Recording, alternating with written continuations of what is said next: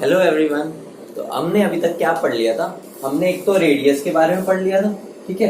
एक हमने वेलोसिटी के बारे में पढ़ लिया था, एक टाइम पीरियड और लास्ट फ्रीक्वेंसी। हम इन चारों पैरामीटर्स के बारे में अच्छे से पढ़ चुके थे, ठीक है। अब हमें क्या करना है, अब हमें अगला पैरामीटर पकड़ना है, ठीक है, जो हमें मेजर करना होता है, जो बहुत ही इंपॉर्टेंट है, ठीक है, क्योंकि वो हमारा एक तरह मेन एस्पेक्ट हो गया, ठीक है। क्यों? क्योंकि अब उसके थ्रू अब हम क्या करेंगे, एनर्जी के बारे में बात करेंगे, ठीक है। तो हम क्या लिखेंगे, हमारी हेडिंग क्या होगी, energy of an electron, energy of an electron in nth Bohr orbit, ठीक है। देखो अब हमारी बात क्या आ रही है, हमने देखो अभी तक चार पैरामीटर्स के बारे में पढ़ लिया। अब जो अगला पैरामीटर है वो बहुत इंपॉर्टेंट है, क्योंकि इससे हम एनर्जी के बारे में बात करेंगे, ठीक है। तो अब एनर्जी के बारे में हम कैसे बात करेंगे, देखो बहुत सिंपल है, बस तुम्हें ध्यान देना है, ठीक है। मान लो ये मेरा न्यूक्लियस है, ठीक है, ये मेरा न्यूक्लियस है, इसके अराउंड मेरा इलेक्ट्रॉन रिवॉल्व कर रहा है, ठीक है। ये मेरा इलेक्ट्रॉन है, वो रिवॉल्व कर रहा है, ठीक है। तो इसके पास एक तो एनर्जी कौन सी होगी, ठीक है, इस इलेक्ट्रॉन के पास एक तो होगी मेरी काइनेटिक एनर्जी, ठीक है। काइनेटिक एनर्जी तो होगी क्योंकि वो उसके बाद वेलोसिटी है और वो वहां पर घूम रहा है, तो इसका मतलब क्या होगा, काइनेटिक एनर्जी इसकी क्या होगी, हाफ mv स्क्वायर, ठीक है। ये तो सिंपल सी बात है। दूसरी एनर्जी इस पे कौन सी होगी, देखो ये मेरा पॉजिटिव चार्ज, ये मेरा नेगेटिव चार्ज। जब भी दो चार्जेस, सुनो, जब भी दो चार्जेस आपस में एक दूसरे के इन्फ्लुएंस में होते हैं, उनके पास एक एनर्जी होती है जिसे हम क्या बोलते हैं, पोटेंशियल एनर्जी। और पोटेंशियल एनर्जी मैंने तुम्हें बता रखा है क्या होता है, पोटेंशियल एनर्जी हमारा होता है K Q1 Q2 by R। मैंने तुम्हें उस दिन बताया था फोर्स और हमारा एनर्जी में क्या डिफरेंस होता है, ठीक है। अभी बस इतना समझ लो, एनर्जी में हमारा क्या होता है, इनवर्सली प्रोपोर्शनल टू R होता है, और जब फोर्स आ जाता है वो क्या हो जाता है, R स्क्वायर होता है। तो मैं इनडायरेक्टली क्या बोल सकता हूँ, मेरी जो एनर्जी होती है वो FDR होती है, ठीक है, हम ऐसे बोल सकते हैं, ठीक है। इतना इंपॉर्टेंट नहीं है तुम्हारे लिए, क्योंकि फिजिक्स में पढ़ोगे, ठीक है। अब तुमने नहीं पढ़ा होगा तो टेंशन नहीं लेनी, बस अभी समझ लो कि एनर्जी जो होती है वो मेरी इनवर्सली प्रोपोर्शनल टू R होती है, और जो फोर्स होता है वो यहाँ R स्क्वायर आ जाता है, ठीक है। तो इसको हम क्या बोलेंगे, उसकी पोटेंशियल एनर्जी, ठीक है। ये मेरी क्या होगी, काइनेटिक एनर्जी। बस हमारा काम हो गया, हमें क्या इलेक्ट्रॉन की एनर्जी निकालनी है। तो हमारी टोटल एनर्जी है, टोटल एनर्जी जो हो जाएगी इलेक्ट्रॉन की, वो क्या हो जाएगी, हमारी हो जाएगी वो kinetic energy plus potential energy. लो हमारा काम बन गया। हमारा काइनेटिक एनर्जी क्या है इसमें, हाफ mv स्क्वायर प्लस के, देखो इसको मैं Q1 को मैं क्या लिख सकता हूँ, Zd लिख सकता हूँ, क्योंकि न्यूक्लियस के पास मेरा कितना चार्ज है वो तुम्हें पता है, Zd, और ये मेरा क्या है इंटू E, ठीक है, अपॉन R। तो ये मेरा क्या बन गया, K Ze square by R। अब बात आ रही है कि सर हम इन दोनों को ऐड कैसे करें। बहुत सिंपल है, देखो याद करो, हमारे एक रिलेशन था, देखो जो हमारे वहां मसाले बना के रखे हुए ना हमने बोर वाले पोस्टुलेट्स में, वो हर जगह काम आएंगे, ठीक है। तो क्या हो गया, mv स्क्वायर बाय R था, वो किसके इक्वल आ रहा था मेरा, ये मेरा क्या था, सेंट्रीपिटल फोर्स था ये मेरा, और वो हमने किसके इक्वल कर दिया था, K Ze square by R के इक्वल, ठीक है। ये हमने इसके इक्वल किया था, ठीक है। तो यहाँ पर क्या आ रहा था, ये मेरा फोर्स था, और ये मेरा सेंट्रीपिटल फोर्स था, ये मेरा क्या था, इलेक्ट्रोस्टैटिक फोर्स था। तो वहां से अगर मैं देखो mv स्क्वायर की वैल्यू निकाल लूं तो मेरा क्या आ जाएगा, K Ze square by R, यही आ जाएगा K Ze square by R। mv square की वैल्यू बस यहां से वैल्यू को उठा के यहाँ पर पुट कर दो, तो मेरा क्या बन जाएगा, हाफ mv स्क्वायर की वैल्यू क्या होगी, K Ze square by R plus K Ze square by R। ये देखो ये मेरा क्या है, पोटेंशियल एनर्जी मेरी नेगेटिव में होगी, क्योंकि ये क्या है, चार्ज क्या है मेरा नेगेटिव, ठीक है। तो यहाँ पर मेरी नेगेटिव साइन भी आएगा, ध्यान रखना। पोटेंशियल एनर्जी क्या होती है, वो साइन डिपेंडेंट होती है, ठीक है। एनर्जी की जब हम बात करते हैं वो पॉजिटिव नेगेटिव दोनों हो सकती है, क्योंकि मेरा इलेक्ट्रॉन था, इलेक्ट्रॉन पे चार्ज मेरा माइनस ही होता है, तो यहाँ पे मेरा नेगेटिव साइन आएगा, और यहाँ पर भी मेरा क्या आ गया, नेगेटिव साइन, ठीक है। तो यहाँ पर भी मेरा क्या बन जाएगा, ये नेगेटिव बन जाएगा, ठीक है। तो अब देखो इसको अगर मैं सोल्व करूंगा, ये मेरा क्या बन गया, 1 माइनस हाफ, मेरा क्या हो गया, minus half K Ze square by R। तो मेरा टोटल एनर्जी का फॉर्मूला क्या बन गया, minus half K Ze square, ठीक है। ये हमारा क्या बन गया, टोटल एनर्जी का फॉर्मूला। अब हमारा देखो टोटल का ये बन गया मेरा, काइनेटिक एनर्जी मेरा क्या बना था, काइनेटिक एनर्जी का देखो मेरा बना था K Ze square by R का हाफ, ठीक है। ये मेरा काइनेटिक एनर्जी का बना, ठीक है। और पोटेंशियल एनर्जी का मेरा क्या है, पोटेंशियल एनर्जी का है मेरा, पोटेंशियल एनर्जी है मेरी K Ze square by R, ठीक है। और ये मेरी क्या है, नेगेटिव में, ठीक है। तो ये मेरे क्या हो गए, तीन फॉर्मूलेस बने। अब हमें तुम्हें जो याद रखना है, जो बहुत इंपॉर्टेंट है, वो याद रखना है इन तीनों के बीच में रिलेशन क्या है। ठीक है, यहाँ से तुम खुद ही देख सकते हो कि इन तीनों के बीच में तुम्हें क्या रिलेशन दिख रहा है। ठीक है, तो मेरा अगर इन सब के बीच में रिलेशन निकालना चाहूं तो मैं क्या लिख सकता हूं, मेरा जो टोटल एनर्जी है, ठीक है, टोटल एनर्जी है वो किसके इक्वल है, minus of kinetic energy which is equal to potential energy by 2। तो मेरा क्या रिलेशन बन गया, मतलब क्या हो गया, देखो टोटल एनर्जी मेरा क्या है, माइनस हाफ के जेड ई स्क्वायर। ठीक है, काइनेटिक एनर्जी का अगर मैं माइनस कर दूंगा तो ये दोनों सेम हो गए। ठीक है, और पोटेंशियल एनर्जी का अगर मैं हाफ कर दूंगा, देखो मेरी पोटेंशियल एनर्जी क्या है, minus K Z E square by R, तो अगर मैं इसका हाफ कर दूंगा तो मेरी वैल्यू क्या हो जाएगी, तीनों इक्वल हो जाएगी। तो ये मेरा बहुत इंपॉर्टेंट रिलेशन है, ये तुम्हें बहुत ही हेल्प करेगा। ठीक है, इस रिलेशन को कभी मत भूलना। ये रिलेशन अगर तुम याद नहीं भी कर पाते तो तुम सिंपली कर सकते हो, कोई डेरिवेशन इतनी मुश्किल थोड़ी है। तुम्हें एक ये फॉर्मूला याद होना चाहिए, ठीक है, एक ये पता होना चाहिए, तो पता चल ही चुका है, एक ये पता होना चाहिए। ठीक है, कुछ ऐसा नहीं है कि कुछ बहुत बड़ी चीज है। ठीक है, तो इन फॉर्मुलेस को याद रखना, जो मेन ये तो पक्का याद रखना। ठीक है, क्योंकि बहुत इंपॉर्टेंट रिलेशन है, इससे हमारे कई क्वेश्चन चुटकियों में हो जाते हैं। ठीक है, ये बात ध्यान रखना, टोटल एनर्जी और काइनेटिक एनर्जी का मैग्नीट्यूड इक्वल होता है। ठीक है, पहली बात ये। ठीक है, और टोटल एनर्जी और काइनेटिक एनर्जी का मैग्नीट्यूड इक्वल होता है, साइन अपोजिट होता है। ठीक है, दिख गया। और पोटेंशियल एनर्जी जो होती है वो उन दोनों का डबल होती है। ठीक है, डबल होती है, इस वजह से ही पोटेंशियल एनर्जी का हाफ मेरे टोटल एनर्जी के इक्वल है। ठीक है, मतलब मेरी पोटेंशियल, अगर मेरी काइनेटिक एनर्जी 2 है, ठीक है, तो मेरी पोटेंशियल एनर्जी क्या होगी, 4 होगी, लेकिन वो उसका नेगेटिव होगी तो -4 हो जाएगी। ठीक है, अभी क्वेश्चन करवाऊंगा, वहां तुम्हें क्लियर हो जाएगा। तो ये बात तुम्हें अगर समझ आ गई तो हम आगे बढ़ते हैं। ठीक है, बहुत अच्छा रिलेशन से। ठीक है, तो इनको ध्यान रखना। तो हमने अब क्या पढ़ लिया, हमने टोटल एनर्जी का फॉर्मूला पढ़ लिया। ठीक है, टोटल एनर्जी का वो मेरा क्या आया, के Z E square upon R2। ये मेरा क्या है, टोटल एनर्जी का फॉर्मूला।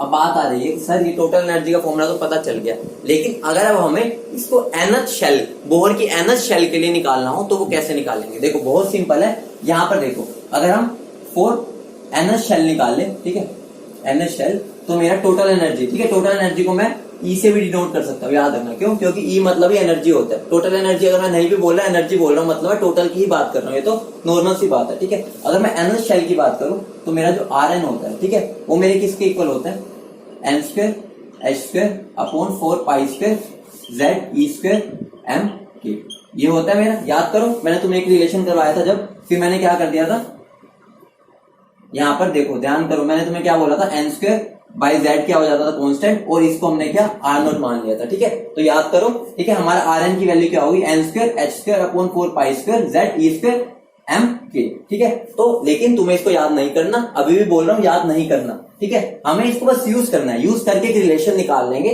जो हमारा बहुत काम आएगा। ठीक है, तो अगर मैं यहाँ पर nth की बात कर रहा हूँ, ठीक है, तो मेरा Rn हो गया। ठीक है, तो मेरी टोटल एनर्जी मतलब En का फॉर्मूला क्या बन गया मेरा, minus K Z E square by 2, और मेरा R क्या है, R मेरा है देखो n square h square into ये क्या चला गया 4 pi square Z E square m, ये हो गया। ठीक है, अब मैं अगर इसको सोल्व करता हूं तो मेरा क्या होगा, देखो कुछ कट रहा है, देखो यहाँ पर अगर कुछ कट रहा है तो काटो, ये मेरा 2 से क्या गया, ये 2, ठीक है, ये कट गया, और क्या कट रहा है मेरा, और तो यहाँ कुछ कटता हुआ नहीं दिखा। ठीक है, तो मेरा En क्या बन गया, माइनस के ई स्क्वायर पाई स्क्वायर, और ये ई स्क्वायर मेरा क्या होगा, e की पावर 4 m के अपॉन क्या बन जाएगा मेरा h स्क्वायर। ठीक है, into z square bye m square. मैं इसको ऐसे लिख सकता हूँ, ये कुछ रह तो नहीं गया, क्योंकि z तो उधर निकल गया, ई स्क्वायर 4 हो गया,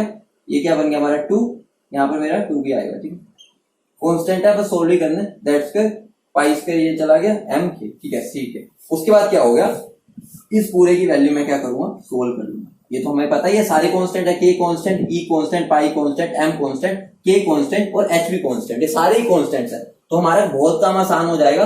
तो मेरी En की जो वैल्यू आ जाती है वो क्या हो जाती है, -13.6 z square by n square, अगर मैं बात कर रहा हूँ इलेक्ट्रॉन वोल्ट में। ठीक है, इलेक्ट्रॉन वोल्ट पर एटम। ठीक है, ये आप बन जाती है। और अगर मैं इस एनर्जी को इसमें कन्वर्ट करना चाहता हूँ जूल में, तो मैंने तुम्हें एक रिलेशन बता रखा है, क्या relation, 1 electron volt is equal to 1.6 into 10⁻⁻90। ठीक है, ये हो गया। तो बस इसको मैं सोल्व कर लूंगा तो क्या आ जाएगा, 2.8 into 10⁻⁻18 z square by n square joule पर एटम। ठीक है। तो मेरे दो इंपॉर्टेंट रिलेशंस आ गए, ठीक है। तुम बस ये वाला याद रख लो, दूसरा अपने आप निकाल सकते हो, ठीक है। ये याद रखो, दूसरा अपने आप उस टाइम पर कर लोगे। हमारे जो कॉम्पिटिटिव होता है, कॉम्पिटिटिव में ज्यादातर क्वेश्चन इससे आसानी से होते हैं, और तुम्हें पता है इलेक्ट्रॉन वोल्ट तो हमारा ब्रह्मास्त्र है, ठीक है। लेकिन एनसीईआरटी में, सीबीएसई में कई क्वेश्चन में हमें जूल में ही देना होता है, ठीक है। तो हमें ये भी पता होना चाहिए। बाकी ये याद कर लिया तो ये निकालने के लिए तो बस इसको इस नंबर से मल्टीप्लाई ही करना है, और कुछ भी, ठीक है। तो हमारा क्या हो गया, टोटल एनर्जी का एक सिंप्लीफाइड फॉर्मूला मिल गया, जो हमें पता चल गया वो Z² N² पे डिपेंड कर रहा है, ठीक है। तो ये वाला पार्ट हो गया। अब हमें इसको क्या करना है, रिलेट करना है, ठीक है। तो अब देखो यहाँ पर एक मिनट ये देख लो, यहाँ पर क्या है, हाँ ये k² है, ठीक है। इसको k² कर लेना, ठीक है। हमारा कुछ एक कांस्टेंट याद नहीं करना, फिर बोल रहा हूँ इसको बिल्कुल याद भी नहीं करना, ठीक है। कोशिश भी मत करना, कभी जरूरत पड़े तो हम यहाँ से इसको डिराइव कर सकते हैं, ठीक है। वो बाई चांस है, जब सनक गया हो किसी एग्जामिनर का दिमाग, ठीक है, वो तभी हो सकता है, वैसे बिल्कुल भी नहीं होगा। तो हमारे दो फॉर्मूलेज आ गए, दो भी नहीं, हम एक बोलेंगे उसको, ताकि हमारे फॉर्मूलेज कम से कम हो जाए, ठीक है। तो मेरा टोटल एनर्जी का फॉर्मूला क्या बन गया, -13.6 Z² by N², ठीक है। ये किसमें मेरा इलेक्ट्रॉन वोल्ट पर एटम है, ठीक है। मैं इसको पर एटम भी लिख देता हूँ, वरना तुम कंफ्यूज हो जाते हो, ठीक है। ये मेरा क्या बन गया, एनर्जी का formula -13.6 Z² by N² electron volt पर एटम, ठीक है। जूल में करना हो तो वहां कर सकते हैं, तो हम उसको बार बार नहीं बात करेंगे, ठीक है। अगर अब मुझे क्या निकालना है, काइनेटिक एनर्जी निकालनी है, ठीक है। काइनेटिक एनर्जी निकालनी है NH शेल की, ठीक है। काइनेटिक एनर्जी NH शेल की, तो मेरी क्या हो जाएगी, वो हो जाएगी -13.6 होता है Z² by N², और तुम्हें याद करो ये किसका होता है, नेगेटिव ऑफ टोटल एनर्जी होता है। तो ये मेरा क्या बन जाएगा, प्लस। तो मेरी काइनेटिक एनर्जी क्या हो गई, plus of 13.6 Z² by N² electron volt पर एटम, ठीक है। ये हो गई। अगर अब मुझे पोटेंशियल एनर्जी निकालनी है, ठीक है, potential energy of NH shell, ठीक है, तो वो क्या होगी, तुम्हें याद होना चाहिए, ये हमारी क्या होती है, डबल होती है। तो मेरा क्या बन गया 27.2 Z² by N², और ये माइनस की हमने पढ़ा था, क्या पढ़ा था हमने, काइनेटिक एनर्जी जो होती है is equal to total energy is equal to potential energy by 2, और ये मेरा क्या होता था, नेगेटिव। ये रिलेशन था, ठीक है। तो मेरी पोटेंशियल एनर्जी क्या होगी, टोटल एनर्जी का ट्वाइस हो गया, ठीक है। तो मेरा क्या आंसर आ गया ये, ठीक है। जूल में निकालना तो वो भी निकाल सकते हैं, तो हमें यहाँ से भी डायरेक्टली पूछा जा सकता है कि अगर मुझे टोटल एनर्जी गिवन है किसी शेल की, ठीक है, तो मुझे क्या निकालना है, पोटेंशियल एनर्जी। तो क्या करना है, बस कुछ नहीं, डबल कर देना है, ठीक है। अगर वो पोटेंशियल एनर्जी दे रहे हैं और काइनेटिक एनर्जी निकालने को बोल रहे हैं, तो तुम्हें क्या करना है, पोटेंशियल एनर्जी का हाफ कर दो और साइन को चेंज कर दो, मतलब पॉजिटिव में है, क्योंकि तुम्हें पता है काइनेटिक एनर्जी कभी भी नेगेटिव नहीं हो सकती। तो ये तीन बहुत इंपॉर्टेंट रिलेशन है, इनको याद रखना, ये बहुत काम आएंगे तुम्हारे, ठीक है। इन रिलेशंस को मत भूलना। आगे देखो, अब हमें यहाँ से एक चीज पता चल रही है, ध्यान दो, इन फॉर्मूला से हमें एक चीज पता चल रही है कि मेरी टोटल एनर्जी है, ठीक है, टोटल एनर्जी है वो डायरेक्टली प्रोपोर्शनल है Z² by N²।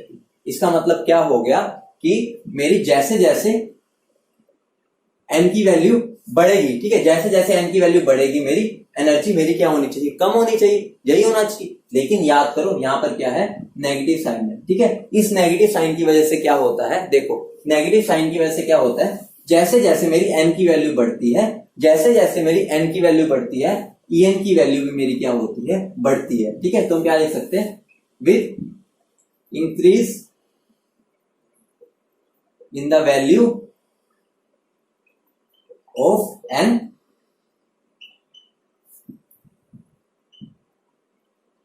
the energy of the shell also increases।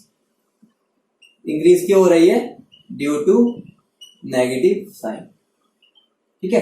अब देखो ये हमें क्या पता चल गया, जैसे जैसे n की वैल्यू बढ़ती है, जो मेरी En की वैल्यू होती है वो भी क्या हो रही है, बढ़ती है। क्यों, रीजन क्या है, क्योंकि ये जो हमारा नेगेटिव साइन हो रहा है, नेगेटिव साइन की वजह से, ठीक है। अब बात आ रही है कि नेगेटिव साइन क्या बताता है, ठीक है, बहुत सिंपल सी बात है। देखो नेगेटिव साइन हमें क्या बताता है, बहुत इंपॉर्टेंट चीज है जो हमें समझनी है।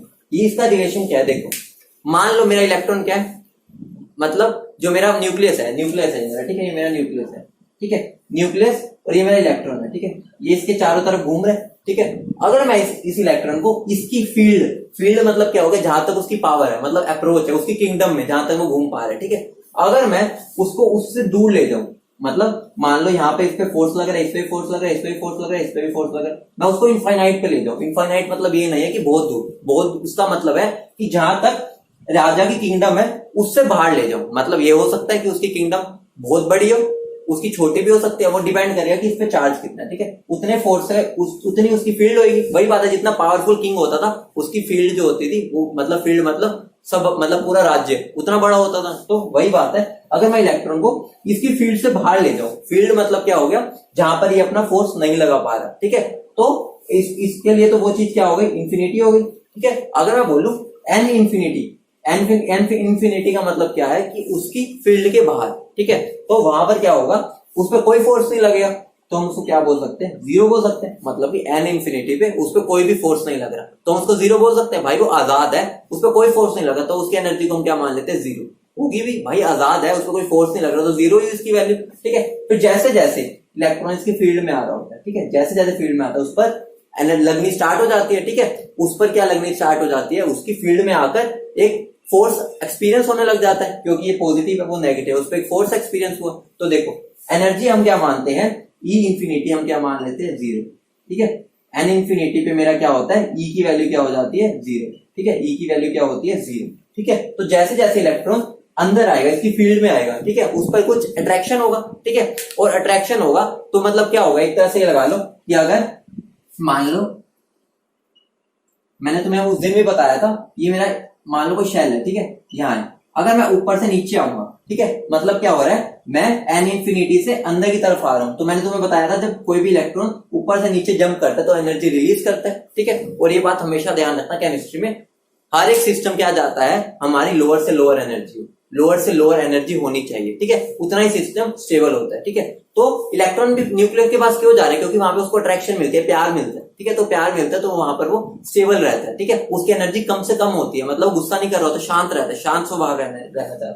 तो मतलब क्या हो गया, जब इंफिनिटी पे होता है तो एनर्जी जीरो, जैसे जैसे वो पास आता है देखो वो एनर्जी रिलीज करेगा, क्योंकि देखो जब हम ऊपर से नीचे आते हैं तो हम फोटोन एमिट करते हैं, तुम्हें पता है एनर्जी रिलीज होती है, और जितनी एनर्जी रिलीज हो रही है उतना ही हमारा क्या हो रहा है, सिस्टम स्टेबल हो रहा है, ठीक है। ये बात ध्यान रखना, केमिकल बॉन्डिंग में भी हम कूद कूद के पढ़ेंगे कि हर कोई सिस्टम क्या चाहता है, हमारी एनर्जी लोअर से लोअर हो, मतलब हम बिल्कुल स्टेबल रहे अपनी लाइफ में, ठीक है। तो इलेक्ट्रॉन जब बाहर होता है, ठीक है, बाहर उस पर फोर्स क्या होता है, कुछ भी नहीं लग रहा होता, तो उसकी एनर्जी पे हम जीरो मान के चलते हैं, ठीक है। उसके बाद जैसे जैसे वो इलेक्ट्रॉन की फील्ड में आता है उस पर एक फोर्स एक्सपीरियंस होता है, वो भी कौन सा, हमारा कौन सा फोर्स होता है, वो हमारा होता है अट्रैक्टिव फोर्स, और अट्रैक्टिव फोर्स से हमारी क्या होती है, स्टेबलाइजेशन आती है, ठीक है।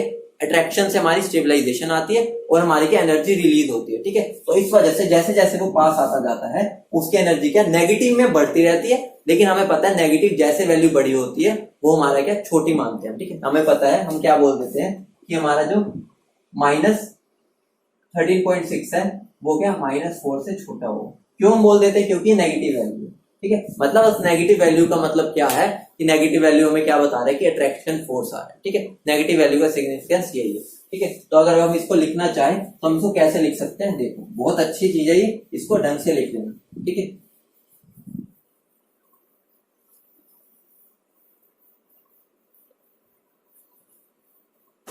तो हम इसको कैसे लिख सकते हैं, देखो जब इलेक्ट्रॉन फ्री होता है, when the electron is free from the influence of nucleus the energy is taken to be zero, ठीक है। अगला क्या हो गया, जब इलेक्ट्रॉन इन दिस सिचुएशन, ठीक है, जब इलेक्ट्रॉन होता है इस सिचुएशन में उसके एन की वैल्यू क्या होती है, इंफिनिटी, मैंने भी बताया ही है तुम्हें। और इसको हम क्या बोलते हैं, आयनाइज्ड हाइड्रोजन एटम। आयनाइज्ड क्यों बोलते हैं, क्योंकि अब देखो आयनाइज्ड का मतलब होता है कि हमने उसका इलेक्ट्रॉन को निकाल दिया, ठीक है। उसके इलेक्ट्रॉन जो उसके अंदर था एन इक्वल टू इंफिनिटी पे क्या हो रहा है, उस पर कोई भी इफेक्ट नहीं लग रहा, मतलब वो उसके घर का बचा ही नहीं, वो मतलब वो राजद्रोह करके भाग गया इलेक्ट्रॉन अपने राज्य से, ठीक है, वो उस राज्य से निकल गया, तो अब उसको हम क्या बोलेंगे, आयनाइज्ड हाइड्रोजन एटम, ठीक है। आयनाइज्ड मतलब कि जो इसका इलेक्ट्रॉन था वो निकल चुका है, ठीक है। उसके बाद क्या है, जब इलेक्ट्रॉन को अट्रैक्शन होती है, ठीक है, न्यूक्लियस से, ठीक है, और वो क्या किसी nth ऑर्बिट में आ जाता है, मतलब इंफिनिटी से उसकी फील्ड में आ गया, ठीक है, तो एनर्जी एमिट होती है, ठीक है, एनर्जी एमिट होगी, मैंने अभी तुम्हें समझाया ही था, ठीक है। और एनर्जी लोअर होती है, लोअर होगी, अगर एमिट होगी तो एनर्जी सिस्टम की लोअर होती जाएगी, ठीक है। तो इसका मतलब क्या हो गया, जो प्रेजेंस ऑफ नेगेटिव साइन क्या बताता है, depicts the relative stability to the reference state of zero energy, ठीक है। तो मतलब क्या हो गया, जितनी ज्यादा एनर्जी हमारी नेगेटिव होगी वो उतनी ज्यादा स्टेबल होगी। इसका मतलब क्या हो गया, अगर मैं ग्राउंड स्टेट की बात करूं, ठीक है, मेरा एनर्जी का फॉर्मूला क्या आया था, ये आया था, ठीक है। अगर मैं ग्राउंड स्टेट की बात करूंगा, अगर मेरा एन की वैल्यू जीरो होगी, ठीक है, तो मेरा जेड की वैल्यू हाइड्रोजन एटम के लिए एनर्जी की वैल्यू क्या आएगी, -13.6, क्योंकि जेड तो 1 होता है, तो -13.6 इलेक्ट्रॉन वोल्ट आएगी। और समझ लो ये सबसे ज्यादा स्टेबल स्टेट है, इसी वजह से इसी को हम क्या बोलते हैं, ग्राउंड स्टेट, ठीक। ग्राउंड स्टेट मतलब क्या हो गया, कि उसका घर है। घर क्यों है? क्योंकि वहां पर वो सबसे स्टेबल है। तुम भी अपने घर में सबसे स्टेबल होते हो। किसी रिलेटिव के घर जाते हो, कितने दिन रह लेते हो? 5 दिन, 10 दिन, 15 दिन, 20 दिन, महीना, उसके बाद तो अपने घर ही आते हो। क्यों? क्योंकि वो सबसे हमारे लिए स्टेबल स्टेट होती है। ठीक है, तो वैसे ही हमारा क्या है, जो हमारा इलेक्ट्रॉन जो होता है उसका घर कौन सा होता है? हाइड्रोजन के केस में बात करें, जो मेरी n=1 होता है, वो उसकी ग्राउंड स्टेट होती है। ठीक है, ग्राउंड स्टेट क्यों होती है? क्योंकि वो उसकी मोस्ट स्टेबल स्टेट होती है, क्योंकि उसमें उसकी एनर्जी क्या होती है? सबसे मिनिमम होती है। ठीक है, ये मैंने इसलिए तुम्हें ये लिखवा दिया क्योंकि सीबीएसई पॉइंट ऑफ व्यू से भी इंपॉर्टेंट है। ठीक है, तो हर एक पॉइंट को मैंने अच्छे से यहाँ पर लिखवा भी दिया तुम्हें। ठीक है, अब आगे देखो, अगर अब हमें एनर्जी डायग्राम बनाते हैं, ठीक है, इनका एनर्जी डायग्राम, तो वो कैसा बनेगा? देखो,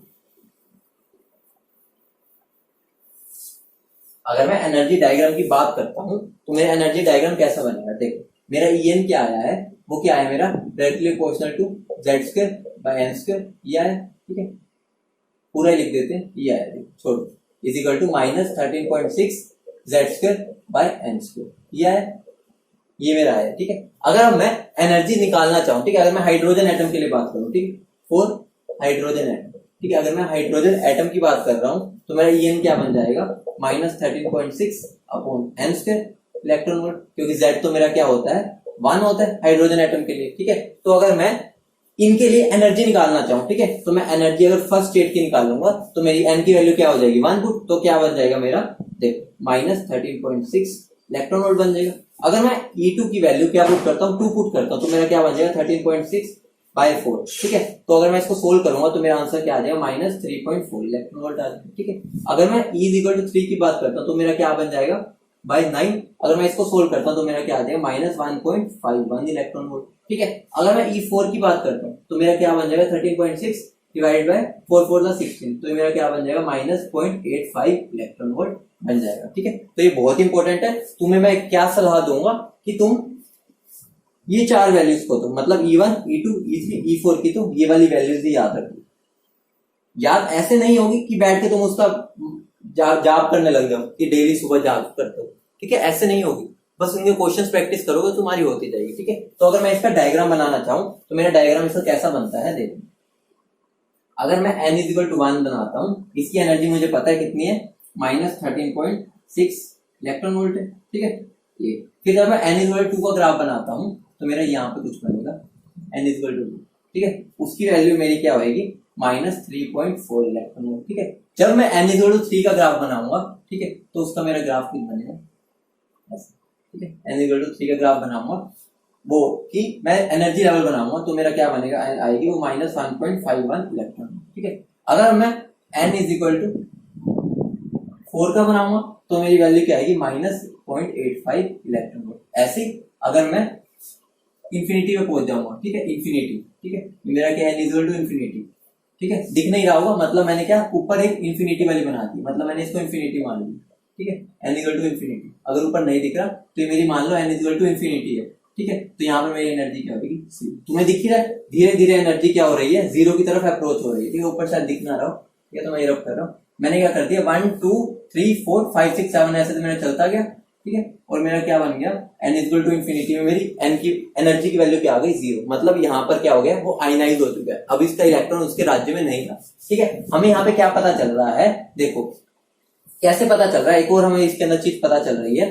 देखो, अगर मुझे इन दोनों के एनर्जी गैप निकालना, ठीक है, इन दोनों के बीच का एनर्जी गैप, तो मुझे क्या करना पड़ेगा? इन दोनों की एनर्जी को डिवाइड माइनस कर दूंगा, वही बात है। अगर मुझे इस पहले गैप का वैल्यू निकालने तो मैं क्या करूंगा? -13.6 और -3.4 को सब्ट्रैक्ट करूंगा, तो मेरा इस वैल्यू, इसकी वैल्यू क्या आ जाती है मेरी? दूसरे पेन से लिख देता हूँ।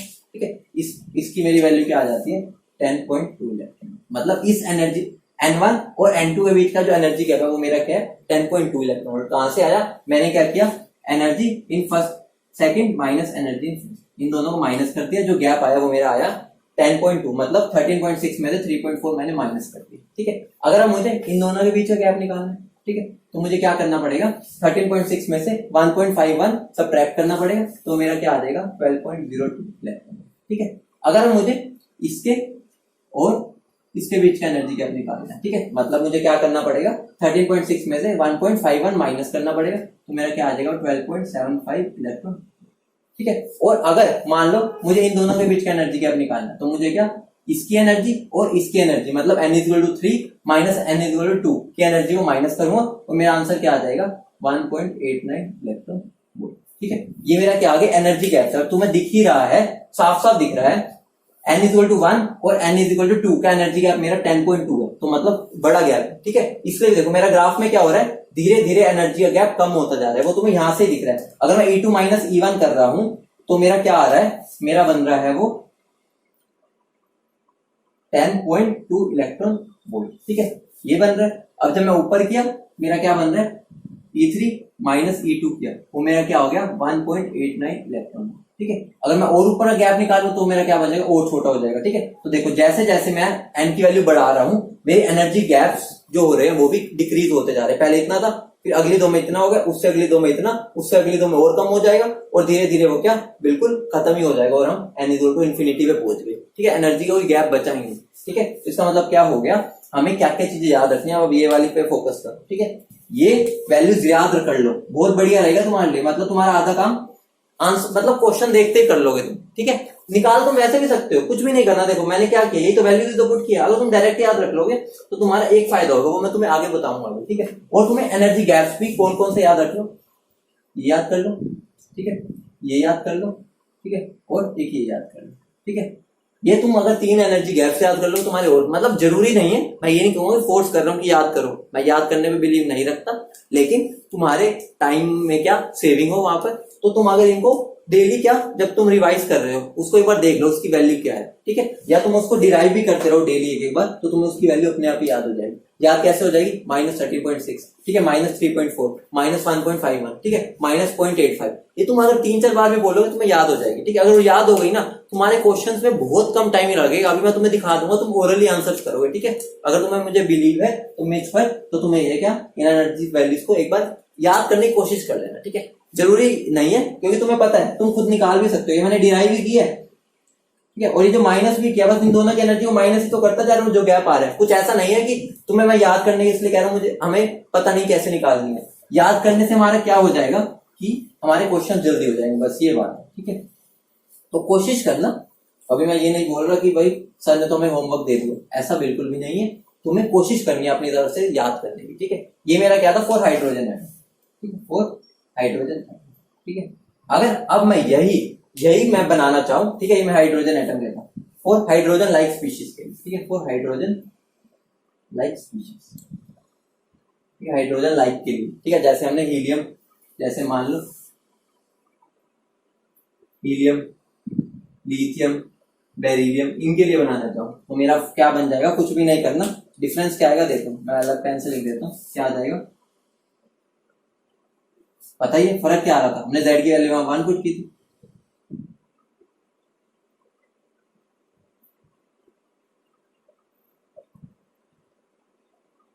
कुछ भी नहीं है। ठीक है, यहां पर भी मेरा क्या हो जाएगा, इनके बीच का गैप जो हो जाएगा वो मेरा वो क्या बन जाएगा, यही बन जाएगा।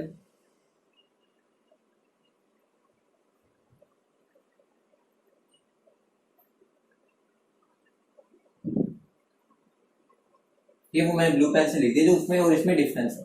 ठीक है, मतलब फर्क क्या आ गया, बस तुम्हें z स्क्वायर से मल्टीप्लाई कर देना, जो तुम्हें याद हो गई अगर हाइड्रोजन की, तो हाइड्रोजन लाइक स्पीशीज में कुछ भी नहीं करना, z स्क्वायर। अगर मैं बात लो हीलियम की बात कर रहा हूं तो यहाँ पर 4 स्क्वायर कर देना। ठीक है, लिथियम की बात कर रहा हूं तो तुम्हें क्या कर देना, 3 का स्क्वायर कर देना। ठीक है, कुछ भी नहीं करना, बहुत सिंपल है। ठीक है, तो ये मेरा गैप्स भी हो गया और हर एक एनर्जी लेवल की एनर्जी का भी हमें पता चल गया। ठीक है, अब देखो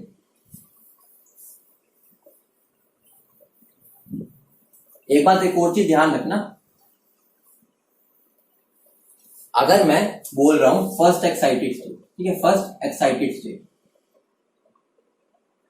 ठीक है, अगर मैं फर्स्ट एक्साइटेड स्टेट बोल रहा हूं तो मेरा n इक्वल टू 2 की बात कर रहा हूं। ठीक है, तो ध्यान रखना, तो ग्राउंड स्टेट मेरी होती है n इक्वल टू 1, ठीक है, first excited state n equal to 2, second excited state n equal to 3, क्योंकि हमने n इक्वल टू 1 को अपना घर मान रखा है। ठीक है, उसको ग्राउंड स्टेट बोला, तो फर्स्ट एक्साइटेड स्टेट मेरी क्या होती है n इक्वल टू 2, क्योंकि फर्स्ट एक्साइटेड मतलब वो सबसे पहली एक्साइटेड स्टेट उसकी कौन सी हो सकती है, जब वो अपने ग्राउंड से उससे ऊपर वाली पे जाए, उससे ऊपर वाली को होती है n इक्वल टू। तो ध्यान रखना है फर्स्ट एक्साइटेड स्टेट में n की वैल्यू 1 को बिल्कुल भी मत कर देना, वो हमारी ग्राउंड स्टेट होती है, ठीक है। तो यहाँ पर बच्चे गलती कर जाते हैं, तो इस चीज को बिल्कुल भी मत भूलना, ठीक है, इस बात का ध्यान रखना, ये बहुत ही इंपॉर्टेंट चीज है, ठीक है। अब देखो, अब हमें आगे क्या पढ़ना है, हमारे फेवरेट चीज जो कि ग्राफ्स, ठीक है। ग्राफ्स के बारे में हम करते हैं कि ग्राफ्स कैसे बनेंगे इनके लिए, बहुत इंपॉर्टेंट ग्राफ्स है। देखो ध्यान दो, वही चीज करनी है जो अभी तक हम करते हुए आ रहे हैं। अब तो तुम्हें प्रैक्टिस भी हो चुकी होगी।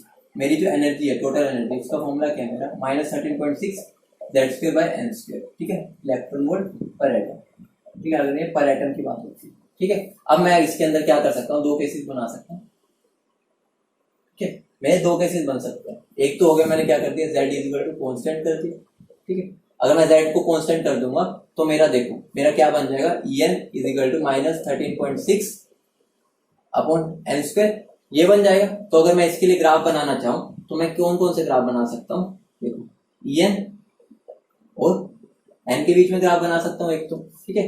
तो En और अगर मैं n स्क्वायर के बीच में ग्राफ बनाता हूं, ठीक है, n स्क्वायर के बीच में, ठीक है। तो मेरा ग्राफ वो कैसा बनेगा, देखो ये क्या बन गया, 1 और 1 बाय एक्स स्क्वायर, ये मेरा क्या बन गया, एज अ एक्स ट्रीट कर रहा हूं। तो हमारे कैसा बनना चाहिए, ये रेक्टेंगुलर हाइपरबोला। लेकिन यहाँ पर तुमने क्या बेड़ा गर्क कर दिया। बेड़ा गर्क कैसे कर दिया, यहाँ पर नेगेटिव साइन, तो नेगेटिव साइन जो होता है, नेगेटिव साइन का मतलब क्या हो गया, हमारी एनर्जी नेगेटिव है। बनेगा ऐसा ही ग्राफ, बस वो उसकी मिरर इमेज बनेगी। तो मेरा ग्राफ कैसा बनेगा, वो बनेगा मेरा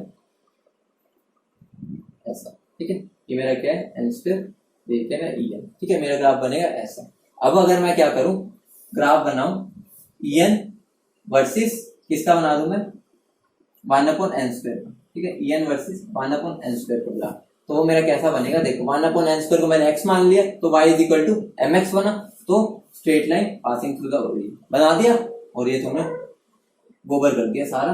क्यों, क्योंकि एनर्जी मेरी क्या है, नेगेटिव। तुम्हें साफ साफ दिख रहा है कि मेरी एनर्जी की वैल्यू सारी नेगेटिव आनी है। अगर ये मेरा पॉजिटिव एक्सिस है तो ये मेरा नेगेटिव होगा, बनेगा वैसा ही, बस मेरा क्या होगा, वो नेगेटिव वाई में बनेगा। देखो ये मेरा क्या पॉजिटिव, ये वाला पार्ट मेरा क्या होता है पॉजिटिव, नीचे वाला नेगेटिव। तुम्हें यहाँ दिख रहा है, मैं एन की वैल्यू अगर पुट कर रहा हूँ 1, तो मेरी एनर्जी क्या आ रही है, -13.6, तो वो ऑलरेडी अपने आप ही नीचे में आएगा, ठीक है। तो ये बात का ध्यान रखना। अगला क्या है, अगर मैं क्या कांस्टेंट कर दूं, n को कांस्टेंट कर दूं, ठीक है। n को अगर मैं कांस्टेंट कर दूंगा तो मेरा En क्या बन जाएगा, -13.6 दैट स्क्वायर, ठीक है, ये बन जाएगा। तो मैं ग्राफ को कैसे बना सकता हूँ, En वर्सेस क्या बन जाएगा मेरा z स्क्वायर, ठीक है। तो ये मेरा y इक्वल टू mx बन गया। तो इसका मेरा ग्राफ कैसा बनेगा, ऐसा। दूसरा क्या बन सकता है मेरा, En और z के बीच में, ठीक है। ये मेरा y equal to mx square का बन गया। तो मेरा ग्राफ कैसा बनेगा, बनना मेरा कैसा चाहिए, ऐसा, लेकिन हमें पता है नेगेटिव है, तो ये मेरा कैसा बन जाएगा, ऐसा, ठीक है। बस फर्क क्या आ रहा है, यहाँ पर हमारे सारे ग्राफ जो बन रहे हैं वो नेगेटिव रीजन में बन रहे हैं, क्योंकि एनर्जी की वैल्यू नेगेटिव है, ठीक है। तो नेगेटिव रीजन एनर्जी का हमारा नीचे वाला होता है, ऊपर वाला पॉजिटिव, नीचे वाला नेगेटिव, ठीक है। तो इस बात का ध्यान रखना, बहुत इंपॉर्टेंट ग्राफ है। तुम गलती किसे यही वाला मान आते हो, वहां पर तुम नेगेटिव साइन को भूल ही जाते हो, तो वो गलती बिल्कुल भी नहीं करनी, ठीक है। ये ग्राफ तुम्हारे हो गए। अब देखो तुम्हें क्या करना, यही मैं अगर ग्राफ को मैं बोल दूं, यही ग्राफ, ठीक है, अगर मैं बोल दूं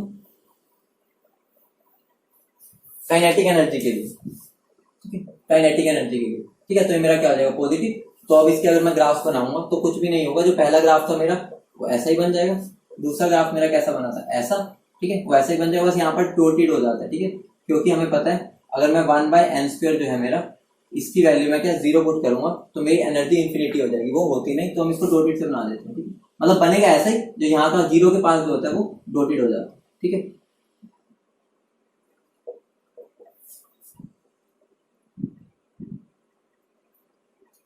और यहाँ पर भी मेरा क्या हो जाएगा, अभी मेरा क्या हो जाएगा, पॉजिटिव हो जाएगा, ठीक है। तो मेरा इसका ग्राफ कैसा बनेगा, सबसे पहले हमने किसका बनाया था, दैट स्क्वायर और En का। तो मेरा कैसे बना था, मेरी काइनेटिक एनर्जी है, ठीक है। और दूसरा ग्राफ कैसा बनेगा, ऐसे, क्योंकि हमें पता है जो काइनेटिक एनर्जी होती है वो मेरी पॉजिटिव ही होती है, ठीक है। तो ये चारों ग्राफ पॉजिटिव में आ जाएंगे, मतलब बस उसमें क्या हो गया, फर्क क्या आया हमारा, अब ये पॉजिटिव में चलेगी वो नेगेटिव में, ठीक है। अगर हम पोटेंशियल एनर्जी का बनाएंगे वो फिर नेगेटिव में चले जाएंगे, क्योंकि उसका साइन क्या होता है, नेगेटिव होता है, ठीक है। इसकी स्लोप क्या होगी, वो वगैरह वगैरह तुम्हें सीख चुके हो, स्लोप क्या होगी, अगर मैं इस केस में स्लोप पूछूं तो स्लोप मेरी क्या हो जाएगी, -13.6 हो जाएगी। ठीक है, इसमें मेरी क्या हो जाएगी 13.6, दैट्स करके बीच में ग्राफ आ रहा है तो 13.6 क्या होगी मेरी स्लोप होगी। ठीक है, प्लस जो भी होगी स्लोप क्या होता है, y टू mx है ना, तो m की वैल्यू जो भी होगी,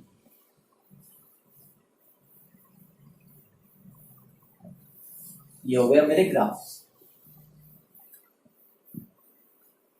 तो अब कुछ टर्म्स है जो तुम्हें समझना जरूरी है, समझ चुके हो, बाकी अब तुम्हें उसको एक बार नोट कर लो। ठीक है, तो हम ग्राउंड स्टेट हमारी क्या होती है, लोएस्ट पॉसिबल एनर्जी स्टेट। मैंने तुम्हें बताया था ग्राउंड स्टेट क्या होती है, जो अपना घर होता है जहां पर सबसे कम हमारी एनर्जी होती है। ठीक है, तो वो हमारी क्या होती है, ग्राउंड स्टेट होती है। ठीक है, तो हमारी क्या होगी, lowest energy state of any atom. ठीक है, एटम का जो सबसे लोएस्ट स्टेट होता है वो कब होता है, जब मेरा जो इलेक्ट्रॉन होता है वो कहां पर होता है, n=1 में। ठीक है, हम यहाँ पर हाइड्रोजन के लिए ही बात कर रहे हैं। ठीक है, तो हमें उसका पता है उसका लोएस्ट एनर्जी पॉसिबल स्टेट क्या है, n=1, क्योंकि उसमें हमारा बस एक इलेक्ट्रॉन होता है। तो हम क्या बोल सकते हैं, फॉर हाइड्रोजन एटम हमारा n=1 क्या होगा, ग्राउंड स्टेट। ठीक है, अगली बात क्या आती है, एक्साइटेड स्टेट। एक्साइटेड स्टेट मतलब क्या होता है, मतलब हम एक्साइटेड हो गए। एक्साइटेड मतलब क्या हो गया, हम लोअर एनर्जी लेवल से हायर में चले गए। ठीक है, लोअर हमारी सबसे लोअर पॉसिबल कौन सी थी, हमारी थी ग्राउंड स्टेट, जो कि n=1 थी हाइड्रोजन एटम में। ठीक है, तो अब क्या हो गया, ग्राउंड स्टेट को छोड़ के सारी जो भी स्टेट्स है उनको हम क्या बोलते हैं, एक्साइटेड स्टेट। तो क्या हो गया, the other energy states of an atom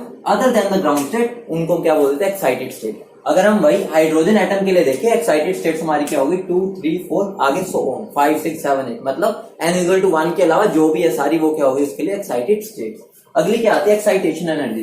अब बात आ रही है एक्साइटेशन एनर्जी क्या होती है। एक्साइटेशन एनर्जी होती है कि हमें एक इलेक्ट्रॉन था, ठीक है, मान लो वो यहाँ पर था, हमें इसको यहाँ से यहाँ पर पहुंचाना है, तो मतलब हमें इसको कुछ एनर्जी देनी पड़ेगी। तो हमें जो एनर्जी इसको देनी पड़ेगी यहाँ से यहाँ तक पहुंचाने में, उसको हम क्या बोलते हैं, excitation energy.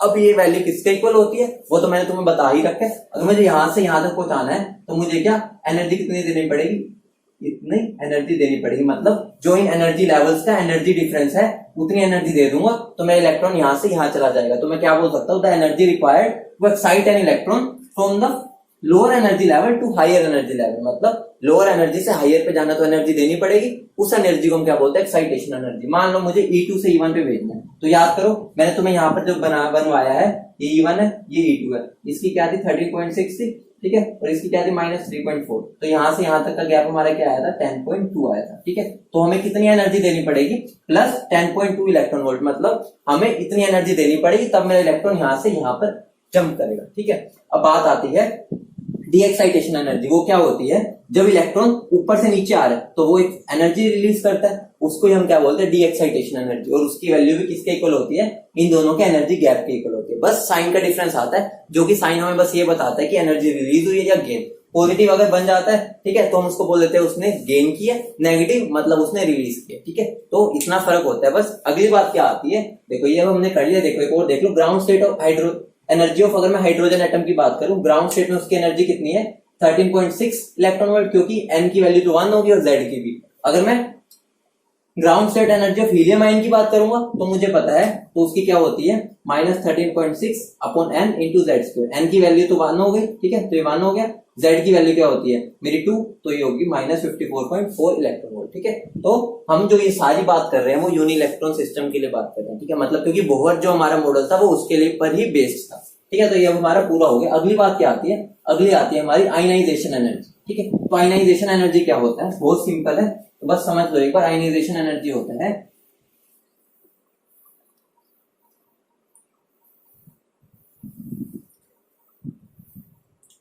Ionization energy,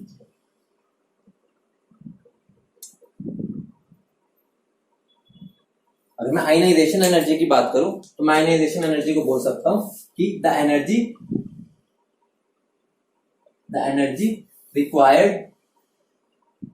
required to remove an electron from the valence shell of an atom. मतलब क्या हो गया, मान लो मेरा कोई एटम है, ठीक है, एटम है, उसका जो आउटर मतलब वैलेंस शेल कौन सी होती है, जो आउटर मोस्ट शेल है, ठीक है, उसमें से जो इलेक्ट्रॉन को हमें निकालने के लिए एनर्जी चाहिए होती है उसको हम क्या बोल देते हैं, हमारी आयनाइजेशन एनर्जी। मतलब क्या हो गया, मान लो क्योंकि देखो हम सिंपली बोहर मॉडल की बात कर रहे हैं और वो खाली यूनि इलेक्ट्रॉन के लिए वैलिड होता है। तो अगर मैं बात करूं जनरल, ठीक है, फॉर हाइड्रोजन एटम की बात कर लेते हैं, ठीक है, फॉर हाइड्रोजन एटम, ठीक है। हाइड्रोजन एटम में हमें पता है उसकी जो आउटर मोस्ट शेल होती है, वैलेंस शेल होती है, 1 होती है, क्योंकि एक ही इलेक्ट्रॉन है, ठीक है। और उसकी आउटर मोस्ट शेल भी हमें पता है 1 ही होती है, मतलब क्योंकि उसके अंदर कितने इलेक्ट्रॉन होता है, एक ही होता है, तो n=1 उसकी आउटर मोस्ट शेल होगी, ठीक है। तो अब अगर मान लो मुझे इसमें से इलेक्ट्रॉन निकालना है, ठीक है, अगर मुझे इसमें से इलेक्ट्रॉन निकालना है तो मुझे इलेक्ट्रॉन कहां पर जाके फेंकना पड़ेगा, ये मेरा क्या है, न्यूक्लियस है, ये मेरा इलेक्ट्रॉन है, ठीक है, n=1 में ये मेरा इलेक्ट्रॉन है, उसको मुझे बाहर निकालना है एटम से, मतलब एटम से बाहर निकालना है, मतलब क्या हो गया, उसको उसकी फील्ड से ही बाहर निकालना है, मतलब मुझे क्या करना पड़ेगा, उसको फेंकना पड़ेगा n=इंफिनिटी पे, तभी वो उसकी फील्ड से बाहर चला गया, मतलब उसके राज्य से ही बाहर निकाल दिया मैंने। तो मेरा क्या हो गया, आयनाइजेशन एनर्जी, अगर मैं हाइड्रोजन एटम के लिए बोलूं, ठीक है, हमारा ये सारी चीजें हाइड्रोजन एटम के लिए हो रही है, ठीक है, तो मेरी आयनाइजेशन एनर्जी क्या हो जाएगी, E∞, ठीक है, -E1, मतलब हमें क्या इन दोनों के बीच का एनर्जी क्या चाहिए, इसका मुझे पता है क्या होता है, 0 वैल्यू होती है, और E1 की क्या होती है, -13.6, Z की वैल्यू 1 होती है हाइड्रोजन के लिए, और N की वैल्यू भी 1 है, तो ये क्या बन गया मेरा, ये, तो मेरा आयनाइजेशन एनर्जी क्या आ गई, हाइड्रोजन एटम के लिए एनर्जी आ गई मेरी ये, ठीक है। अब अगर मैं फॉर हाइड्रोजन लाइक स्पीशीज के लिए बात करूं, ठीक है, फॉर हाइड्रोजन लाइक स्पीशीज, मतलब क्या हो गया, जो है तो एक इलेक्ट्रॉन वाले लेकिन वो अलग है, मतलब क्या हो गया, हाइड्रोजन, हीलियम, लिथियम, बेरिलियम, इनके लिए बात करूंगा, ठीक है। तो मेरे इसके केस में आयनाइजेशन एनर्जी का फॉर्मूला क्या हो जाएगा, मेरा हो जाएगा 13.6 इंटू Z² इलेक्ट्रॉन वोल्ट, क्योंकि हमें पता है N की वैल्यू तो 1 ही है, और यहाँ पर Z की वैल्यू 1 थी, क्योंकि हमने ऐसे किया था, देखो 1 का स्क्वायर अपॉन 1 का स्क्वायर, ठीक है। यहाँ पर मेरा क्या हो जाएगा, n की वैल्यू तो 1 है, तो इसका मतलब क्या हो गया, यहाँ पर बस Z² आ जाए, क्योंकि यहाँ पे 1 का स्क्वायर कर भी लो तो कोई फर्क नहीं पड़ेगा। तो मेरी ionisation energy for hydrogen like species के लिए क्या आ गई, ये आ गई, ठीक है। तो ध्यान रखना आयनाइजेशन एनर्जी क्या होता है हमारा, कि बस क्या कर दो, उसकी जो ग्राउंड स्टेट एनर्जी बोल लो, मतलब क्या, जो वैलेंस शेल है, ठीक है, वैलेंस शेल में से इलेक्ट्रॉन निकालने के लिए कितनी एनर्जी देनी पड़ेगी, बस ये लगा लो कि वो उसका पॉजिटिव एनर्जी, मतलब ठीक है, इसकी एनर्जी है मेरी -13.6, तो मुझे इसको निकालने के लिए +13.6 एनर्जी देनी पड़ेगी, ठीक है। अगले एक और टर्म होती है, ठीक है, मतलब लगभग सेम ही होता है, एक होती है हमारी बाइंडिंग एनर्जी, ठीक है, बाइंडिंग एनर्जी होती है एक हमारी। तो बाइंडिंग एनर्जी क्या होता है, ये देखो, ये हमारा क्या था, हमें निकालना था to remove electron from the valence shell, ठीक है। तो उसमें क्या होता है, the energy required to remove an electron from any given shell, मतलब कोई भी शेल में से निकालना, ठीक है, ठीक है। उसमें क्या था हमारा, एक तरह से मान लो कि हम बात कर रहे थे n=1 पे, ठीक है, 1 में से निकालने में, ठीक है, हाइड्रोजन एटम के लिए, ठीक है। बाइंडिंग एनर्जी क्या है, वो किसी भी शेल में प्रेजेंट हो इलेक्ट्रॉन, ठीक है। कई बार वो मान लो ये मेरा n=1 था, ठीक है, ये n=2 था, मान लो इलेक्ट्रॉन मेरा यहाँ से यहाँ एक्साइट हो गया, ठीक है, यहाँ पर आ गया, ठीक है। अब मुझे यहाँ से बाहर फेंकने में जो एनर्जी देनी पड़ेगी वो क्या हो जाएगी, मेरी बाइंडिंग एनर्जी, ठीक है।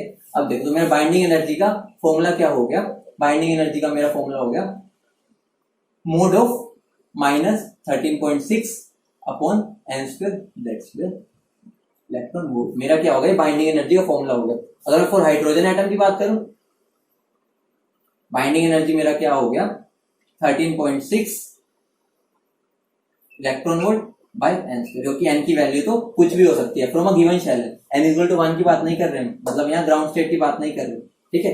अगर मैं फॉर हाइड्रोजन लाइक स्पीशीज की बात करें, ठीक है, फॉर हाइड्रोजन लाइक स्पीशीज, ठीक है, और ये बाइंडिंग एनर्जी मोड होगी, क्योंकि हमें जितनी ये मोड होगा इसका, ठीक है, जितनी हमें देनी पड़ रही है उसका मोड होगा, तो या तो ऐसे लिख लो या डायरेक्ट ऐसे लिख लो 13.6 अपॉन n², ठीक है, कोई फर्क नहीं है इतना, ठीक, मोड का मतलब यही होगा, ठीक है। तो इसके लिए क्या हो जाएगा, हाइड्रोजन लाइक स्पीशीज के लिए हमारी बाइंडिंग एनर्जी क्या हो जाएगी, बाइंडिंग एनर्जी हो जाएगी मेरी -13.6 Z² बाय n², ठीक है। इसका मोड लिख लो, या मैं इसको क्या लिख सकता हूँ, 13.6 Z² बाय n², क्योंकि हमें पता है नेगेटिव का हमें पॉजिटिव काउंटर पार्ट देना पड़ेगा, मतलब इतनी एनर्जी का गैप है तो हमें क्या करना पड़ेगा, उतनी पॉजिटिव एनर्जी देनी पड़ेगी, इलेक्ट्रॉन मेरा निकल जाएगा, जैसा भी मैंने तुम्हें करवाया ही था, E∞ -E, मान लो कोई भी है, ठीक है, मैं इसको ऐसे भी लिख सकता हूँ, ठीक है। तो मैं क्या लिख सकता हूँ, binding energy is equal to mod of, ऐसे भी लिख सकता हूँ, ठीक है, कोई फर्क नहीं है, मतलब mode of nth energy level की, उसको हम बोलते हैं बाइंडिंग एनर्जी। देखो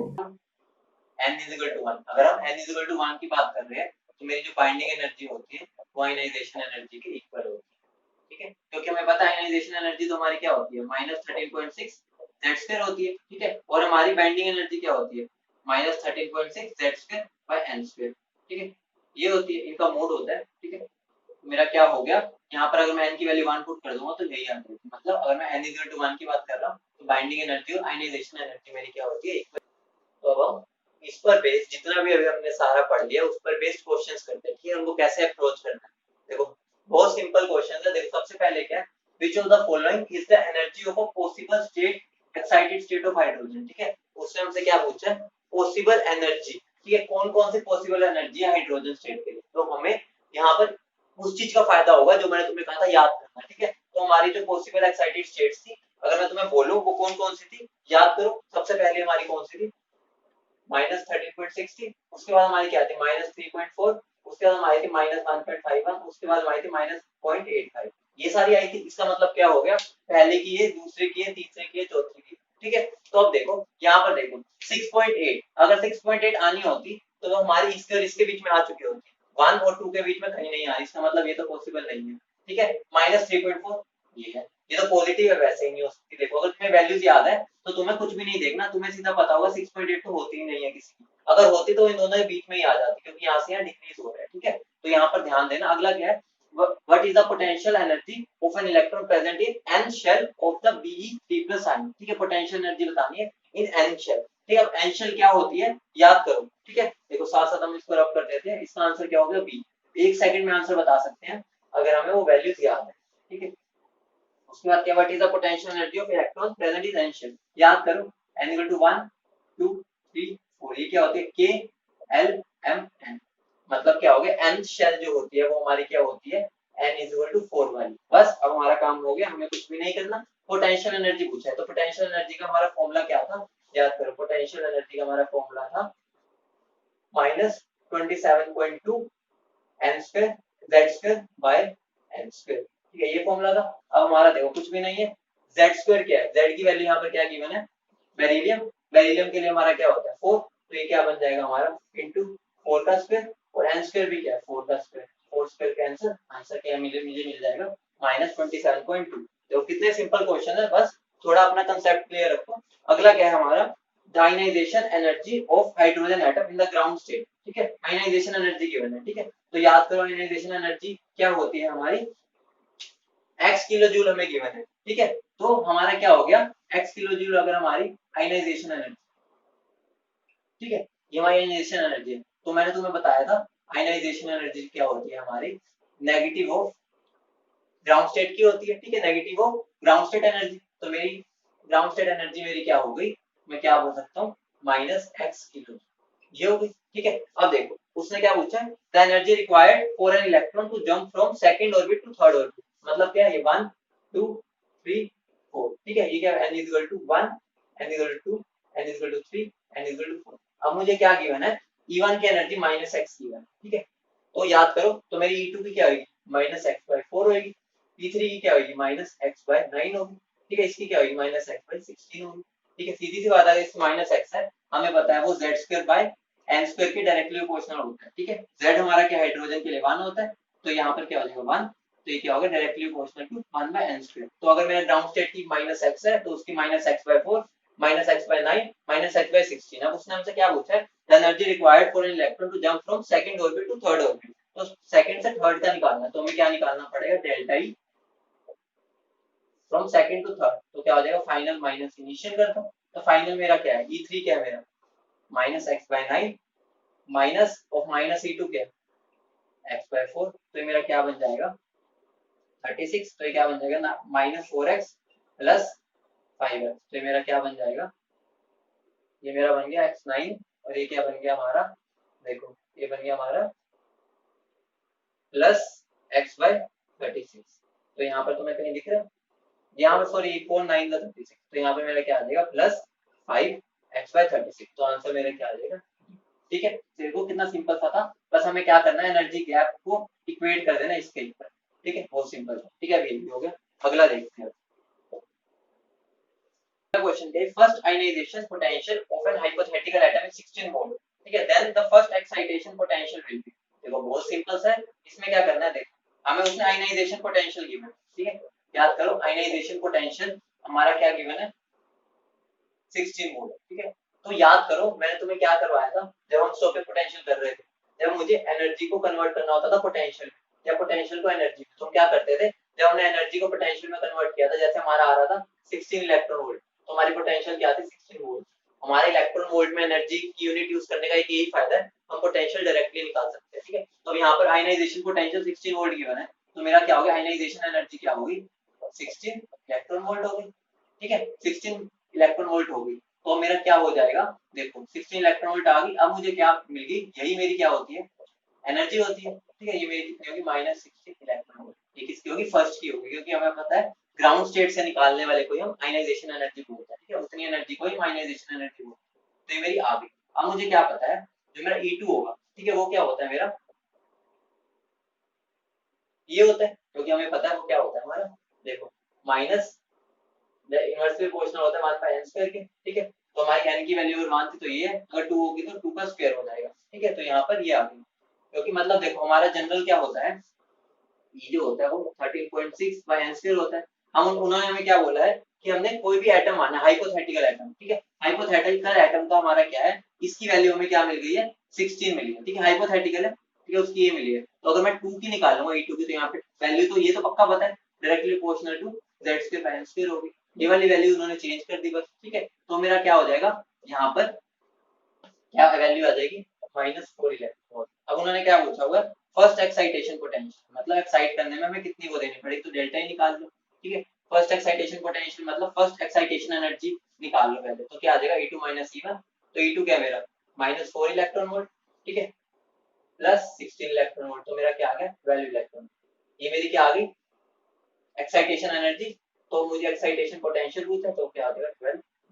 तो यहाँ पर आंसर क्या हो जाएगा हमारा। ठीक है, एक और क्वेश्चन कर लेते हैं, उसके बाद हम एंड करते हैं।